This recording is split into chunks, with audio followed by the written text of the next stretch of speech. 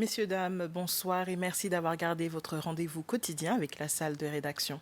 Passons aux actualités pour ce vendredi 11 avril. Les Seychelles et le Fonds monétaire international, FMI, ont convenu que l'économie du pays se porte toujours bien. Ces déclarations ont été faites ce matin lors de la visite aux Seychelles d'une délégation du FMI chargée de la 4e revue de l'économie des Seychelles. Cette 4e revue de l'économie du pays a débuté le 31 mars. Le vice-président AFIF, qui détient également le portefeuille des finances, de la planification nationale et du commerce, a déclaré que le FMI et le gouvernement ont souligné que les événements extérieurs continuent de créer des incertitudes. Le président de la République, Wavell Ramkalawan, a posé la première pierre d'un nouveau centre baptisé Youth Hope Center. Ce centre, qui sera doté d'installations modernes, vise à donner aux jeunes l'opportunité d'abandonner leurs comportements antisociaux grâce à des programmes éducatifs. Le Youth Hope Center est un projet intégré géré par le département des affaires sociales en collaboration avec le ministère de l'Éducation. Le centre sera construit à Bon Espoir, montagne posée, sur l'ancien site de la compagnie de télécommunications Cable & Wireless. Le président Ramkalawan a déclaré que ce bâtiment est un investissement du gouvernement visant à redonner espoir aux jeunes.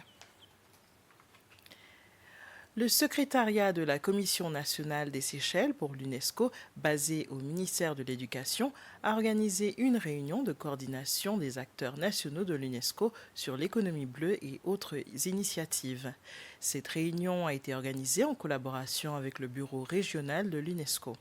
Le premier objectif est de sensibiliser les parties prenantes concernées aux travaux de la Commission nationale des Seychelles pour l'UNESCO dans les domaines liés aux 5 programmes de l'UNESCO, des programmes à savoir l'éducation, les sciences fondamentales et naturelles, les sciences sociales et humaines, la culture et la communication et l'information.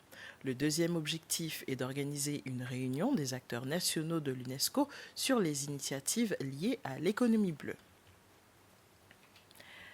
À compter d'aujourd'hui, les billets pour la 13e édition de la Coupe du monde de beach soccer sont en vente à la Bibliothèque nationale. Il y aura également des changements aux modalités d'accès au complexe sportif de Roche-Caïman. Ces annonces ont été faites ce matin lors d'une réunion entre le président Wavell Ramkalawan et les partenaires impliqués dans l'organisation de ce tournoi de beach soccer. Cette réunion, qui se tient chaque vendredi, est l'occasion pour le président d'avoir une mise à jour sur la situation sur le terrain à Roche-Caïman. Elle sert aussi de plateforme pour discuter des défis à relever pendant le tournoi qui se déroulera aux Seychelles du 1er au 11 mai prochain. Et voilà, messieurs, dames, nous sommes arrivés à la fin de ce résumé des informations. Nous serons de retour à 19h pour les informations en anglais. À plus.